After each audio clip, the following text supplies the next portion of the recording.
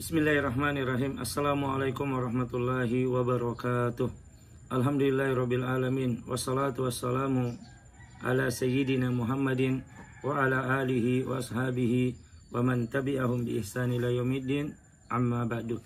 Kaum muslimin dan muslimat yang dimuliakan Allah Subhanahu wa taala, alhamdulillah bersyukur kita kepada Allah Subhanahu wa taala atas segala nikmat yang diberikan kepada kita semua.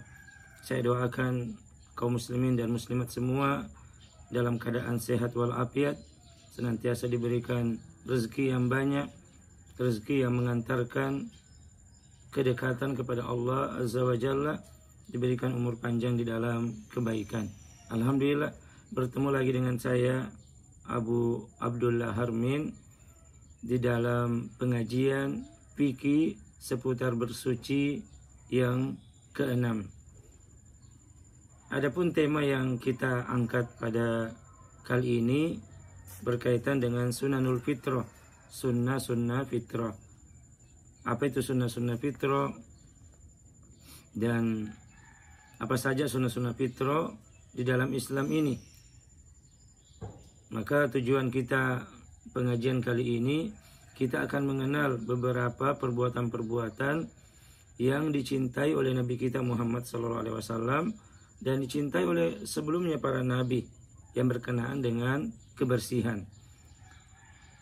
Kaum muslimin dan muslimat yang dimuliakan Allah Subhanahu wa taala, bahwa satu hal yang harus kita pahami dan kita bangga dengannya, bahwasanya agama Islam merupakan agama yang sempurna, mengatur berbagai perkara setiap hambanya. Di antaranya mengajarkan tentang sunnah-sunnah fitrah.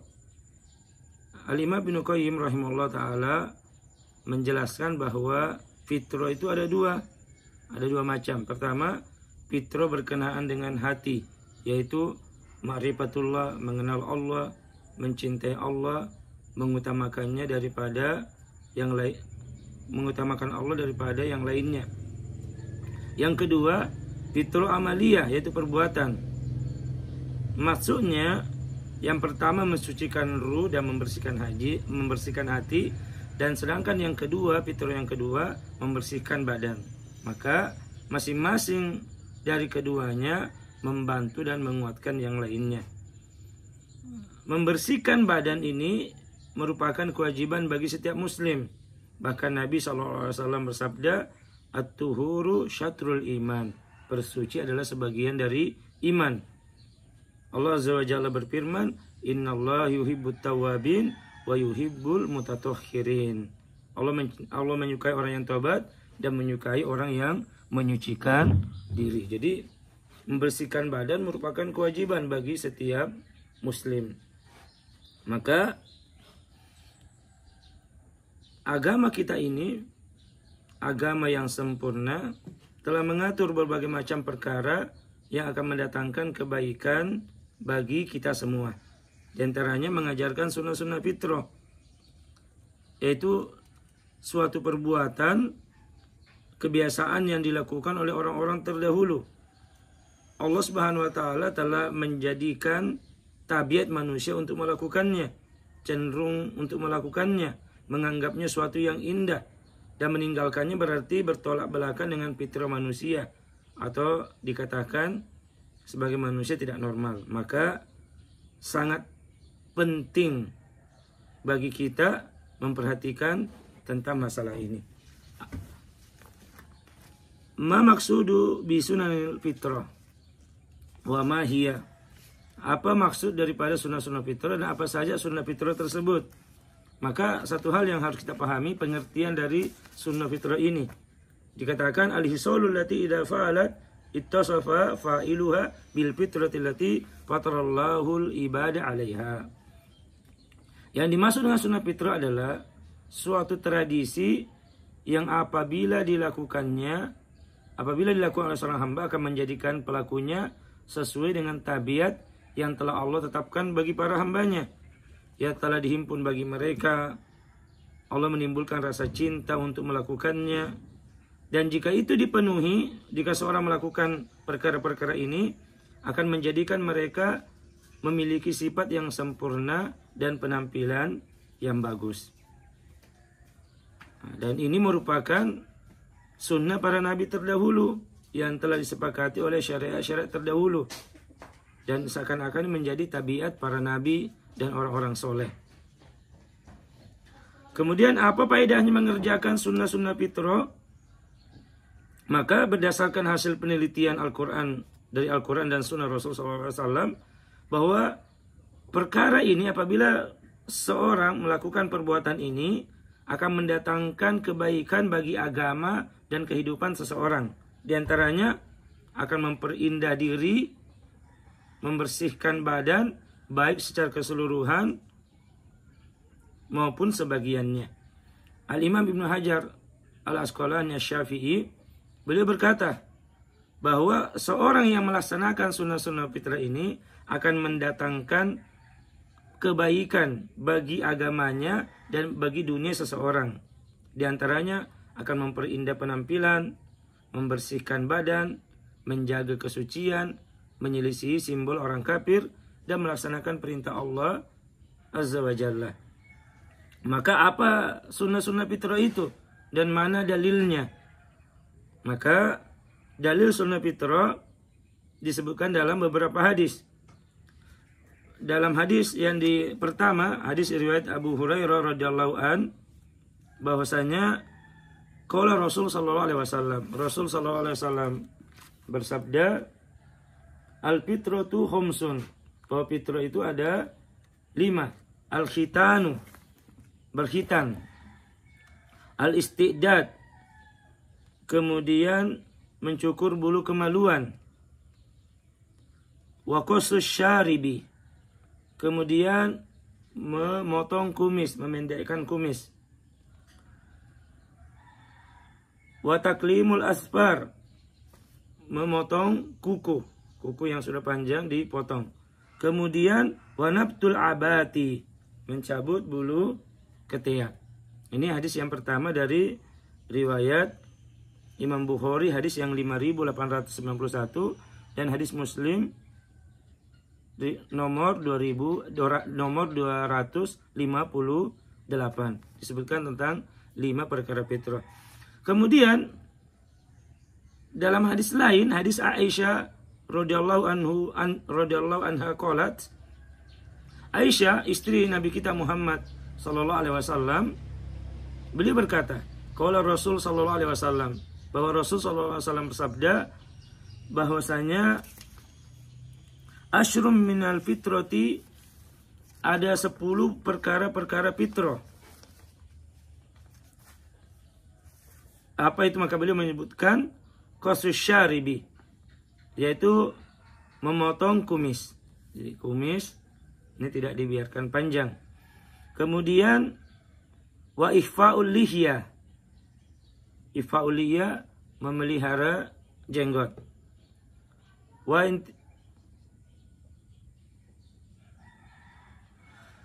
Wasiwak, kemudian siwak, rajin gosok gigi. Wal istinsyakul ma'i, kemudian istinsyak, menghirup air ke dalam hidung. Wa qasul asfar, kemudian memotong kuku. Wa ghuslul barojimi, kemudian membasuh persendian. Ini barojim, persendian. Kemudian wanabtul ibit, mencabut bulu ketiak. Wa hulqul ana, kemudian mencukur bulu kemaluan. Wa intiqasul ma, cebok, istinja. Kemudian qala Zakariyu, qala Mus'ab, wa nasitul al-ashira illa an takuna matmado. Kemudian Zakaria berkata, bahwa Mus'ab berkata, aku lupa yang ke-10. Aku merasa yang ke-10 adalah berkumur-kumur. Nah, hadis ini juga hadis sahih riwayat Imam Muslim, hadis yang ke-261. Imam Abu Daud hadis yang ke-52, dan Imam At-Tirmizi hadis yang ke-2906. Maka di sini disebutkan hadis Aisyah radhiyallahu anha disebutkan ada 5, sedangkan hadis dari Abu Hurairah radhiyallahu anhu disebutkan ada 5, sedangkan hadis dari Aisyah radhiyallahu anha disebutkan ada 10. Walaupun ini bukan pembatasan, tidak hanya berbatas 10 ini, tetapi bahwa ini yang disebutkan dalam hadis tersebut. Maka apa saja dari dua hadis ini, walhasilu min hadisaini annal hisal al fitrati laysat mahsuratan fi hadhil asyar walakin minha. Di antara dua hadis ini disebutkan tentang sunnah-sunnah fitrah tersebut. Apa saja? Yang pertama al-khitan, yaitu yang termasuk sunnah fitrah yang disukai oleh para nabi dan orang-orang soleh, dan ini akan menambah penampilan, akan menyempurnakan daripada manusia, kebersihan manusia tersebut. Yang pertama khitan, yaitu berkhitan, sunat. Kemudian yang kedua intiqasul ma atau istinja, atau istinja. Yang kedua istinja, sering beristinja. Yang ketiga as-siwak, ya, gosok gigi. Yang keempat taklimul asfar.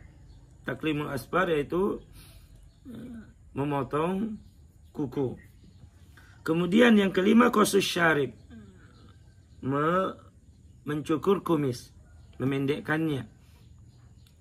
Yang keenam ihfa'ul lihya. Ihfa'ul lihya artinya memelihara daripada jenggot bagi laki-laki.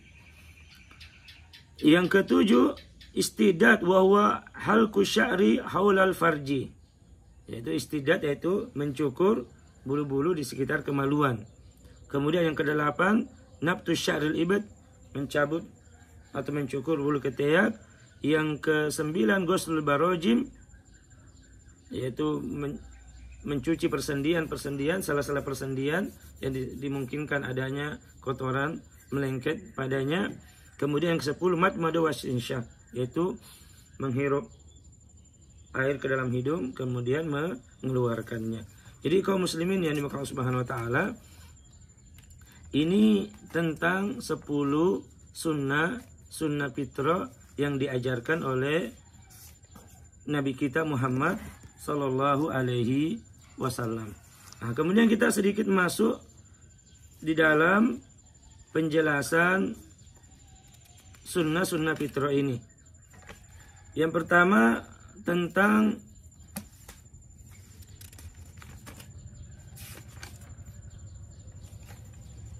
masalah al-khitan. Masalah khitan. Khitan adalah perkara-perkara fitrah. Khitan artinya memotong kulit menutupi kepala, ujung kemaluan laki-laki, dan kulit bagian atas kemaluan bagi perempuannya. Apa tujuannya khitan ini? Untuk menjaga agar di sana tidak terkumpul kotoran, juga agar leluasa untuk buang air kecil, dan supaya tidak mengurangi kenikmatan ketika melakukan hubungan suami istri. Maka khitan ini sudah ada sejak lama. Dalam hadis Abu Hurairah radhiyallahu an, Rasul SAW bersabda bahwa ihtatana Ibrahimu ba'da samanina sana wahtatana bil qadum. Bahwa Ibrahim berkhitan setelah mencapai usia 80 tahun. Nah, ini menunjukkan bahwa khitan itu sudah ada di zaman para nabi. Nah, dalam masalah khitan ini ada 3 pendapat. Pertama, wajib bagi laki-laki dan perempuan. Yang kedua, sunnah dianjurkan bagi laki-laki dan perempuan. Yang ketiga, wajib bagi laki-laki dan sunnah bagi perempuan. Tapi yang jelas bahwa wajib khitan bagi laki-laki. Dalil yang menunjukkan wajibnya khitan bagi laki-laki, ini adalah ajaran yang pertama, ajaran Nabi Ibrahim alaihissalam.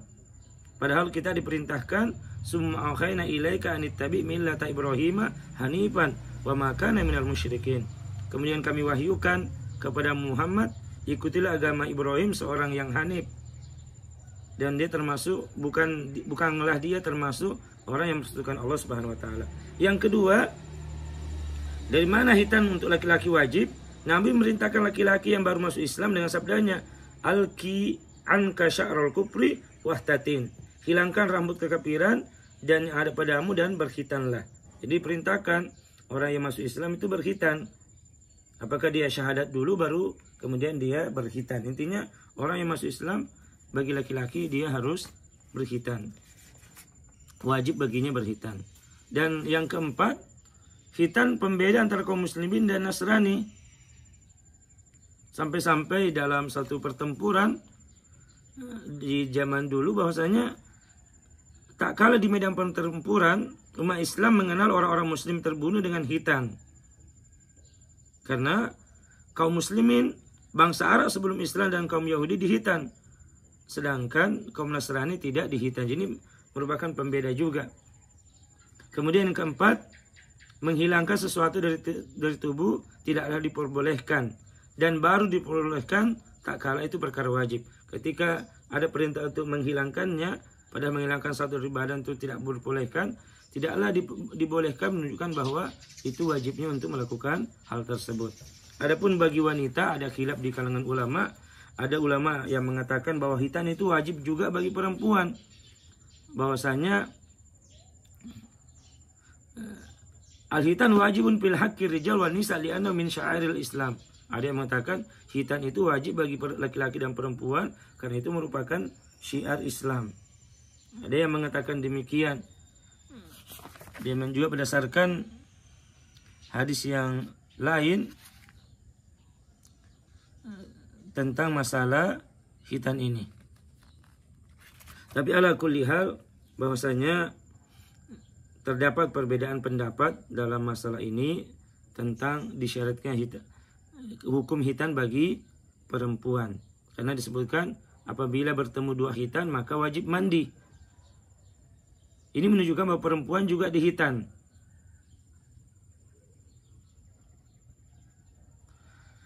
Jadi ada satu pendapat yang mengatakan bahwa terdapat perbedaan hukum khitan antara laki-laki dan perempuan.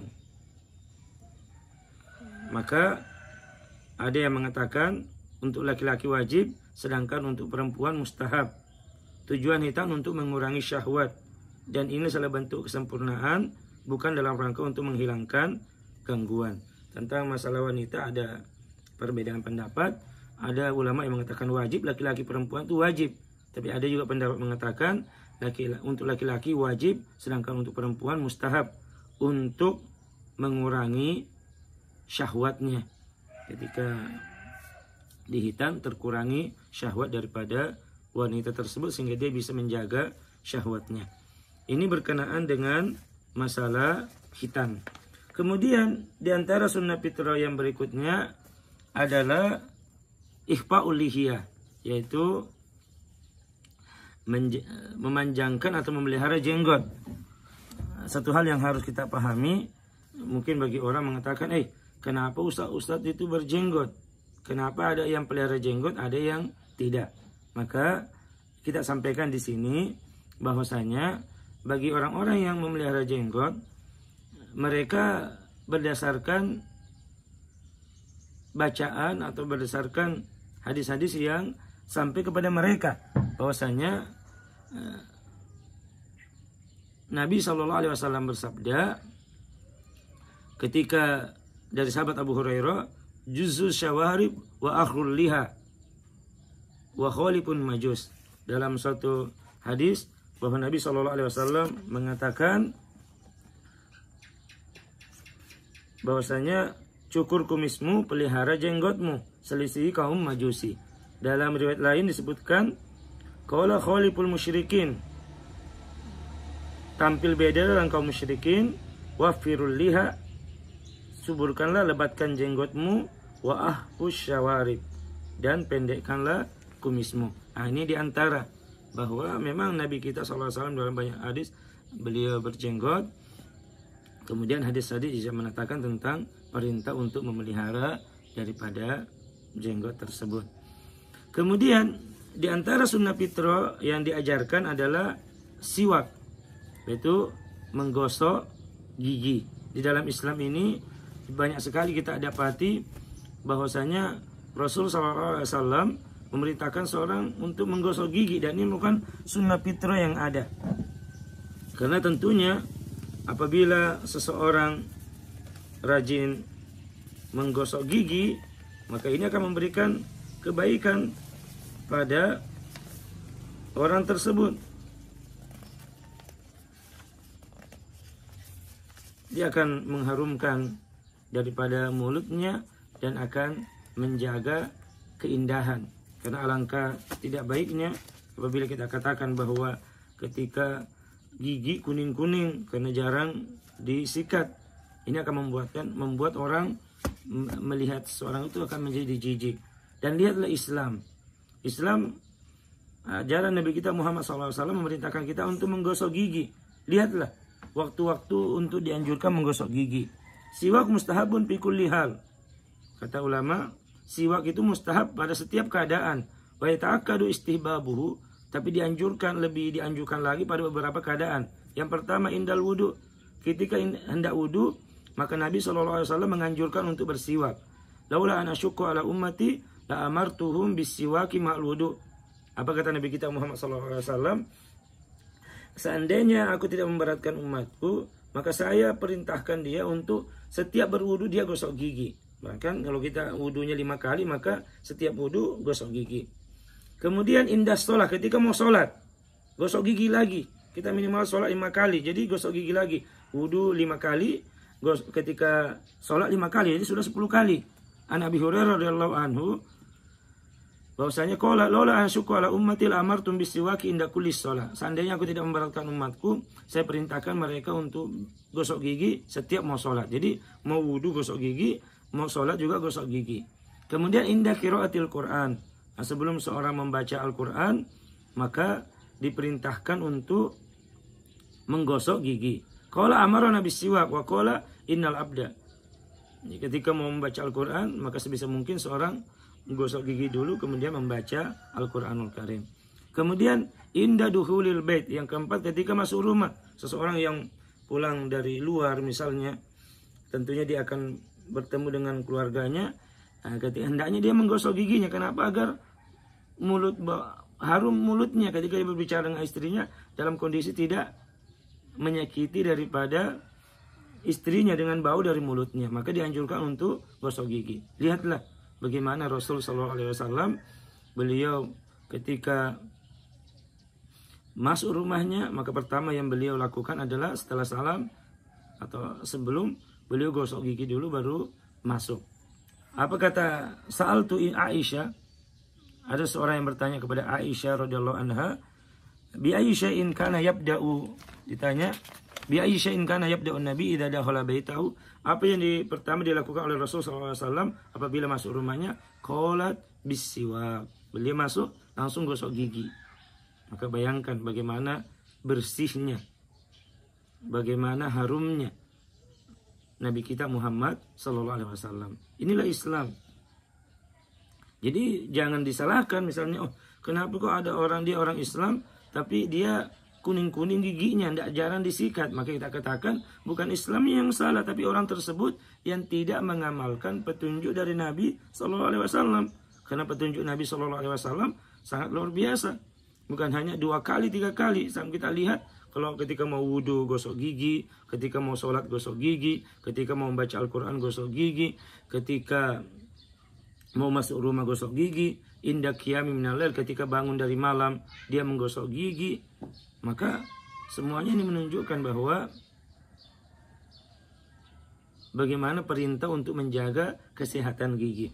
Kemudian kaum muslimin yang dimuliakan Allah Subhanahu wa taala, di antara sunnah-sunnah fitrah tadi yang kita sebutkan, di antaranya mencukur bulu kemaluan. Maka yang dimaksud bulu kemaluan sini bulu yang tumbuh di sekitar kemaluan. Istidad diambil karena dari kata besi. Nah, dicukur dengan satuan tajam seperti pisau. Ini akan menjadi bersih dan indah. Jadi mencukurnya dengan alat apa saja, baik berupa alat cukur dan sejenisnya. Ya, dicukur. Ini tidak dicabut, tapi dicukur. Tidak boleh dibiarkan. Ini kotor, jorok. Maka dicukur. Sama juga demikian juga dengan mencabut bulu ketiak. Nah, bulu-bulu yang tumbuh di lipatan ketiak, baik dilakukan dengan cara digunting, dicabut, dengan cara dicabut. Yang paling utama adalah dicabut dulu, kemudian kalau tidak digunting atau memakai alat-alat untuk merontokkan bulu sehingga bersih. Tidak ada, seorang mengatakan di ketiaknya ada tumbuh lebat di sini, tidak diperhatikan. Ini tidak sesuai dengan syariat Islam. Islam merintahkan dicabut atau dicukur sampai bersih. Demikian juga yang dibawa. Kemudian demikiannya juga dengan kuku, bagaimana kita kuku dipotong. Demikian juga bagaimana seorang istidad, bagaimana seorang menghirup air. Wabalik bil istinsyak illa antakuma shaiman, bersungguh-sungguhlah kamu ketika istinsyak kecuali puasa ya. Jangan terlalu dimasukkan, tapi ketika bukan di bulan puasa, ketika sudah waktu isya misalnya, dimasukkan air, dihirup dengan kencang, kemudian dikeluarkan. Nah, kaum muslimin yang dimuliakan Allah Subhanahu wa taala, demikianlah daripada sunnah-sunnah fitrah yang kita bacakan pada kesempatan kali ini. Yang intinya kesimpulan dari pengajian kita kali ini bahwa sunnah-sunnah fitrah adalah perkara yang mana dianjurkan untuk kita kerjakan, dan ini merupakan hal-hal yang dilakukan oleh para nabi dan orang-orang soleh di zaman dulu, yang mana sesuai dengan tabiat manusia yang akan menambah kemuliaan dan keindahan penampilannya. Maka dari sini juga kita bisa mengetahui keindahan daripada ajaran Islam yang menggabungkan antara kebersihan hati dan kebersihan badan. Maka sebagai penutup, 10 sunnah fitrah yang disebutkan dalam hadis, yaitu berkhitan, sunat bagi laki-laki dan perempuan, kemudian istinja, cebok dengan air, kemudian yang ketiga gosok gigi, yang keempat memotong kuku, yang kelima memotong kumis, yang keenam memelihara jenggot, yang ketujuh memotong bulu kemaluan, mencukur, yang kedelapan mencabut bulu ketiak, yang sembilan membasuh persendian, kotoran di sela-sela jari ketiak, di sela-sela telinga, kemudian berkumur-kumur dan beristinsyak. Dan satu hal yang harus dipahami bahwasanya di sana kapan saja, tetapi di sana ada batasan, tidak boleh lebih dari 40 hari. Ya. Jadi sunnah fitrah ini tidak dibatasi waktu tertentu, tapi batasan waktunya sesuai kebutuhan. Kapan dibutuhkan? Ketika kuku sudah panjang, kumis sudah panjang, mungkin sudah tumbuh dan lain sebagainya, maka harus dicukur. Tetapi satu hal, tidak boleh dibiarkan lebih dari 40 hari. Jangan sampai sudah lebih 40 hari, sudah menghutan. Tidak boleh dibiarkan lebih dari 40 hari. Karena hadis dari Anas bin Malik radhiyallahu an, "Ukita lana fi qassis syaribi wa taklimul asbar wa nabtil ibid wa halqul anati alla natruka aksara min arba'ina laila." Hadis riwayat Muslim disebutkan, kami diberi batasan waktu oleh Rasul SAW untuk mencukur kumis, memotong kuku, mencabut bulu ketiak, mencukur bulu kemaluan, tidak dibiarkan lebih dari 40 hari. Demikianlah kaum muslimin dan muslimat yang dimuliakan Allah Subhanahu wa taala, apa yang kita sampaikan pada fikih seputar bersuci yang ke-6 ini tentang sunnah-sunnah fitrah yang diajarkan di dalam agama kita ini. Semoga Allah memberikan kebaikan kepada kita semua, memberikan kesehatan, umur panjang di dalam kebaikan, dan menambahkan ilmu yang bermanfaat bagi kita dan keluarga kita semua. Ini yang bisa saya sampaikan. Wassallallahu ala nabiyyina Muhammadin wa ala alihi wa sahbihi ajmain. Subhanakallahumma wa bihamdik, asyhadu an la ilaha illa anta, astaghfiruka wa atubu ilaik. Assalamualaikum warahmatullahi wabarakatuh.